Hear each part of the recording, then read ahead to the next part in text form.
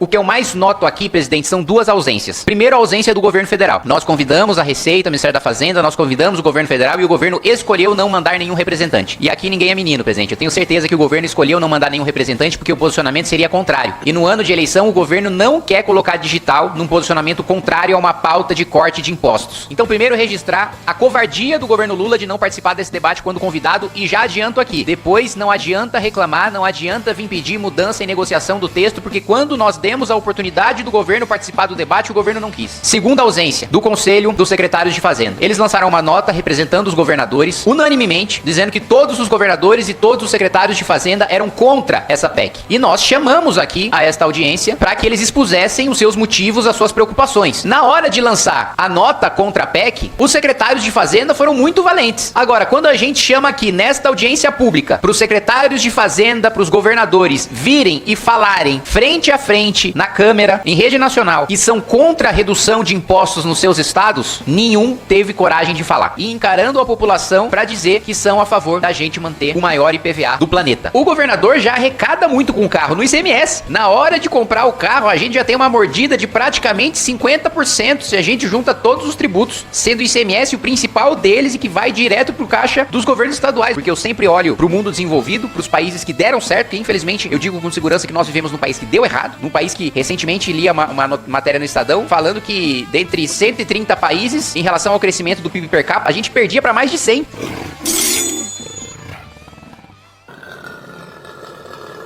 Declaro aberta, hoje, 6 de maio de 2026, a presente audiência pública da Comissão de Constituição e Justiça da Câmara dos Deputados para debater sobre a proposta de emenda à Constituição, PEC número 3 de 2026, conhecida como PEC anti-PVA, de autoria do deputado federal Kim Kataguiri, Missão São Paulo. A audiência realizada em cumprimento ao requerimento número 21 de 2026, de autoria do relator desta PEC, o deputado federal Rodrigo de Castro. Aprovado por esta comissão, o objetivo é promover o debate qualificado acerca da PEC que segue o trâmite legislativo e, após parecer do relator apresentado, será discutido e votado por esta comissão. Deputado Kim Kataguiri. Senhor presidente, relator, também professor Henrique, aqui presente, todos os presentes no plenário. Presidente, primeiro eu quero dizer que essa PEC é uma PEC importantíssima para o nosso país. O trabalhador brasileiro ele é esfolado de impostos durante todo o ano, paga o IPVA mais caro do mundo e tem acesso a estradas e rodovias absolutamente destruídas.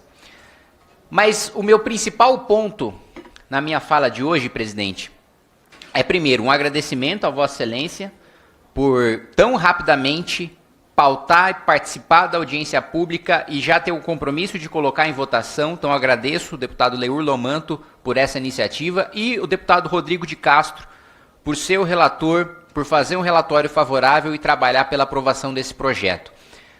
Dito isso, o que eu mais noto aqui, presidente, são duas ausências. Primeiro, a ausência do governo federal. Nós convidamos a Receita, o Ministério da Fazenda, nós convidamos o governo federal e o governo escolheu não mandar nenhum representante. E aqui ninguém é menino, presidente. Eu tenho certeza que o governo escolheu não mandar nenhum representante porque o posicionamento seria contrário. E no ano de eleição, o governo não quer colocar digital num posicionamento contrário a uma pauta de corte de impostos. Então, primeiro, registrar a covardia do governo Lula de não participar desse debate quando convidado e já adianto aqui. Depois, não adianta reclamar, não adianta vir pedir mudança e negociação do texto, porque quando nós demos a oportunidade do governo participar do debate, o governo não quis. Segunda ausência, do Conselho dos Secretários de Fazenda.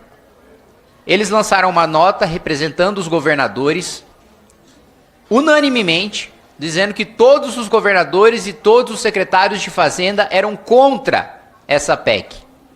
E nós chamamos aqui a esta audiência para que eles expusessem os seus motivos, as suas preocupações. Na hora de lançar a nota contra a PEC, os secretários de Fazenda foram muito valentes.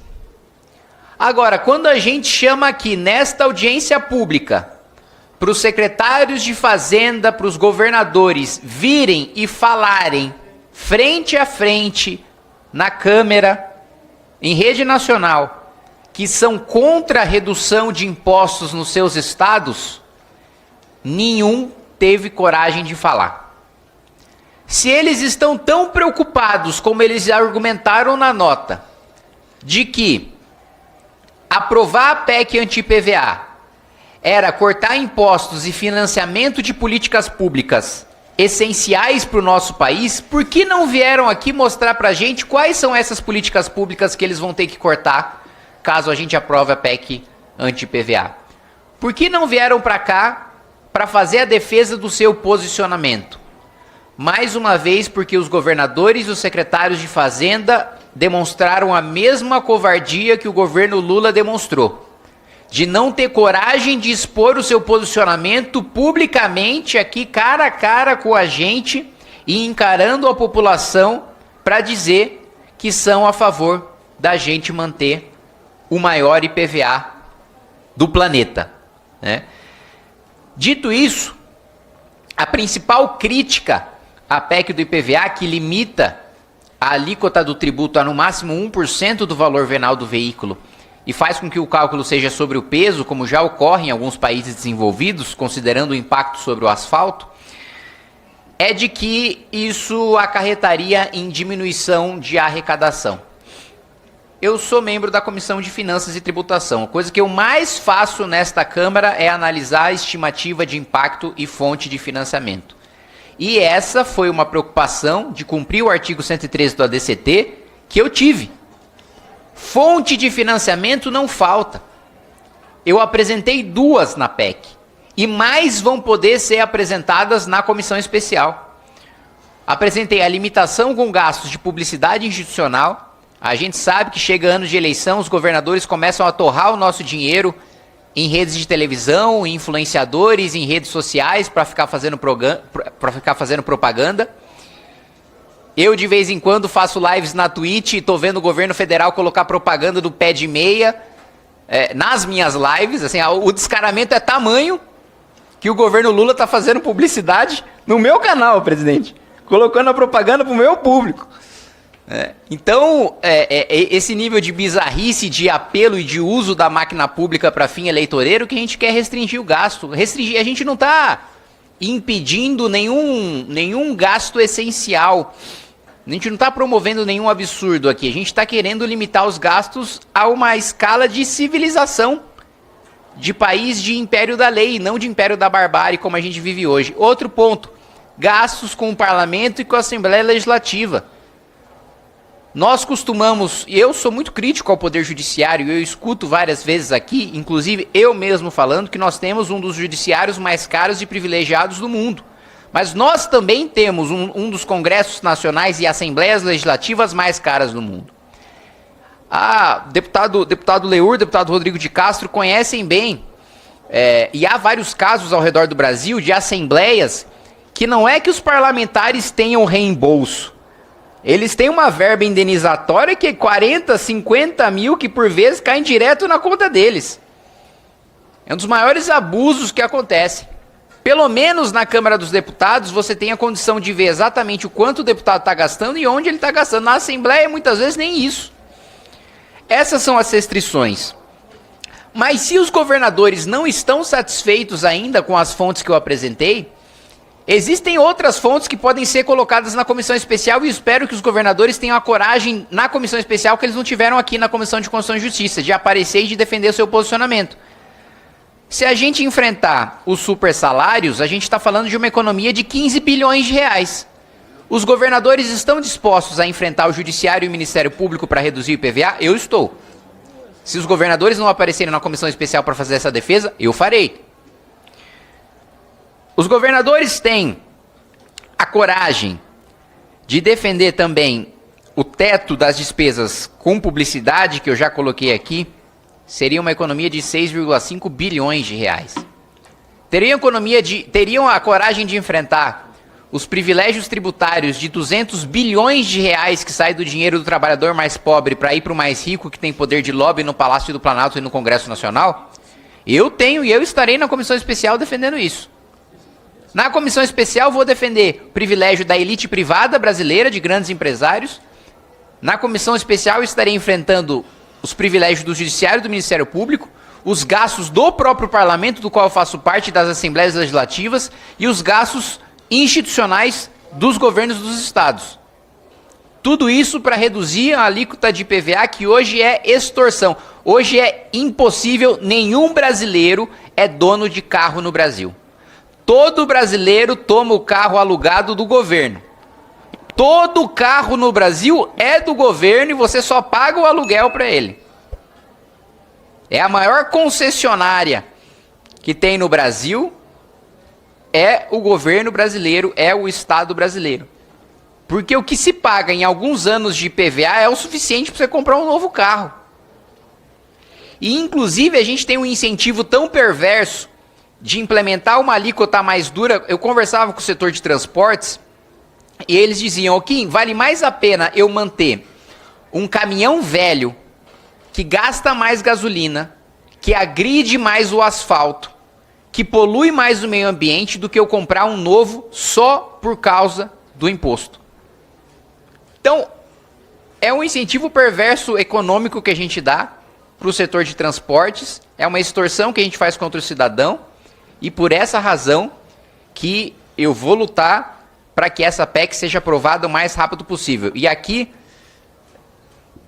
meus colegas Leuri e Rodrigo sabem que que eu sou muitas vezes duro nas críticas e que eu não poupo as pessoas de críticas. Mas eu também sou justo de fazer o reconhecimento quando o reconhecimento precisa ser dado. Então, para fechar a minha fala, presidente, e abrir para os outros expositores, quero dizer que estou extremamente empenhado, e essa é a minha prioridade número 1, principalmente agora que já foi sancionado o meu projeto de aumento de pena de roubo, furto e receptação ontem pela presidência. Minha prioridade é a aprovação dessa PEC. Eu agradeço ao presidente Hugo Mota por ter despachado essa PEC em tempo recorde para a Comissão de Constituição e Justiça. Eu agradeço ao deputado Leur Lomanto, da Bahia, de Jequié, por ter nomeado rapidamente o relator, deputado Rodrigo de Castro, e ao relator, deputado Rodrigo de Castro, por rapidamente ter se prontificado. Essa é uma semana que a maior parte dos deputados estão nos seus estados ganhando votos, e nós estamos aqui perdendo, saindo das nossas bases para fazer o trabalho aqui em Brasília. Então, agradeço o deputado Rodrigo pelo compromisso de fazer um relatório favorável e por tão rapidamente a gente organizar uma audiência pública e votar em tempo recorde uma proposta de emenda à Constituição na Comissão de Constituição e Justiça. O presidente Leur me corrige se eu estiver errado, mas essa é a PEC que eu vi ser despachada mais rapidamente e será pautada por Vossa Excelência mais rapidamente do que outras propostas de emenda à Constituição. Obrigado. Agradeço, deputado Kim Kataguiri. Passo a palavra agora ao autor do requerimento, deputado Rodrigo de Castro, pelo prazo de 10 minutos. Obrigado, senhor presidente. Eu queria, nesse momento, saudá-lo, parabenizar aí pela sensibilidade de dar prioridade a esse tema. Nós sabemos que a CCJ, a comissão mais importante dessa casa, ela é também o porto de todos os projetos, portanto, sempre sobrecarregado. E o deputado Leur, com extrema sensibilidade, buscando aí não só um debate amplo, mas principalmente o favorecimento dos consumidores brasileiros, deu a esse tema toda a prioridade. Então, deputado Leur, nós agradecemos muito o seu empenho por dar realmente rapidez a essa PEC, que é da maior importância. Ao deputado Kim Kataguiri, um dos deputados mais brilhantes nessa casa, que teve realmente uma aguçada sensibilidade, deputado Kim, ao escrever esse projeto. Um projeto que ataca um imposto absolutamente arcaico, um imposto IPVA que só existe para realmente contemplar aí a sanha arrecadatória dos governos. Os governos só querem arrecadar e não estão preocupados em dar uma contrapartida à população. O autor Kim procurou aí os exemplos, né, mais modernos, e foi dito isso de maneira muito clara aqui pelo Dr. Henrique, que existem ao redor do mundo, trouxe esse tema para a realidade brasileira, e hoje nós temos um projeto que ele defende o consumidor, que ele limita a cobrança da alíquota do IPVA e que ele estabelece critérios justos para os consumidores e mais, busca ainda a preservação do meio ambiente ao elencar entre os critérios para a cobrança do IPVA, para baixar a cobrança do IPVA, o veículo ser menos poluente. Então, deputado Kim, parabéns por esse seu projeto. Quero dizer que nós, eu como relator, nós estamos realmente debatendo esse tema em todo o nosso estado, Minas Gerais, mas também com diversos veículos, com diversos cidadãos aí espalhados pelo Brasil afora, e é unânime a defesa dessa nossa causa. E, mais uma vez, deputado Leú, deputado Kim, muito obrigado pelo apoio que tem dado aí a este relator num tema tão importante e de interesse aqui de todos os brasileiros. Agradeço, deputado Rodrigo. Mais uma vez vejo o quão foi acertada a escolha de Vossa Excelência para relatar essa matéria. Vossa Excelência que traz aqui hoje um profundo conhecimento, tem estudado a fundo esse tema. Realmente é lamentável a posição dos convidados que sequer justificaram as suas ausências para participar desta audiência pública na tarde de hoje, mas nós temos um compromisso, número 1, é com o povo brasileiro. Eu falo aqui pelo meu estado da Bahia, quando nós trafegamos, e nós que viajamos praticamente todo final de semana, assim como Vossa Excelência, deputado Rodrigo, deputado Kim, talvez o deputado Kim ainda tenha uma condição um pouco melhor nas suas rodovias no estado de São Paulo do que comparado com o estado de Minas Gerais e com o estado da Bahia. Mas é uma injustiça muito grande o preço cobrado no IPVA, principalmente por o governo não proporcionar o retorno. Às vezes a população ela não se incomoda de pagar o imposto, mas ela quer ver esse dinheiro que ela está pagando voltar de forma justa e correta, beneficiando. E o IPVA é um exemplo claro de como as coisas não funcionam no Brasil, em comparado com os outros países. Se você fizer uma comparação, o doutor Henrique nos trouxe aqui comparações com diversos países do mundo e mostra como o Brasil é atrasado. O governo, infelizmente, na sua ânsia de arrecadar, como foi dito pelo deputado Rodrigo de Castro, termina sacrificando o bolso da população brasileira. Lá na Bahia a gente sofre muito com os péssimos estados de conservação das nossas rodovias, por isso que quando o presidente Hugo Mota nos telefonou e pediu que desse prioridade e celeridade à tramitação desse projeto na Comissão de Constituição e Justiça, a pedido do autor, esse querido amigo, competentíssimo deputado, eu não me canso de dizer, sem sombra de dúvida, um dos melhores deputados que existem na Câmara dos Deputados, deputado Kim Kataguiri, do partido Missão, que me ligou e falou ao lado do presidente Hugo Mota. Nós, de imediato, avançamos, designamos o deputado Rodrigo de Castro para relatar essa matéria, marcamos a audiência pública e aqui já faço um compromisso, deputado Rodrigo. Vossa Excelência, assim que protocolar o seu parecer, nós de imediato, na semana seguinte, já queremos colocar em pauta para que seja votado e apreciado na Comissão de Constituição e Justiça e tenho certeza aprovado aqui na Comissão de Constituição e Justiça para depois ir para a Comissão Especial ainda nesse primeiro semestre. Eu acho que é como o deputado Kim falou, em tempo recorde, aqui na CCJ e que assim possa ser também na comissão especial e que esse ano a gente, nós no plenário da Câmara dos Deputados, possamos aprovar essa PEC, que é uma PEC, poderíamos dizer, justíssima, né? Quando você conversa, faz entrevista de rádio, participa, conversando com amigos, eu acho que não sei se vai ter alguém que seja contrário aqui, um parlamentar ter coragem de ser contrário a essa PEC, porque ela realmente traz justiça. E o deputado Rodrigo, mais uma vez, parabenizar a Vossa Excelência por ter estudado, está estudando, está se aprofundando nesse tema.